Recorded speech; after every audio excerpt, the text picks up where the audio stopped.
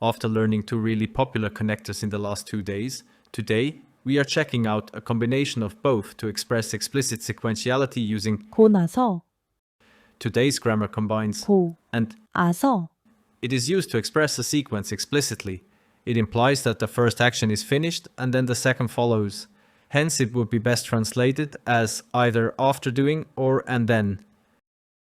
The formation is a tiny bit different. It is only used with action verbs that then are followed up by another action. Simply reduce to the stem and add. 고 나서, Let's see some examples. 밥을 먹고 나서 운동했어요. After eating, I exercised.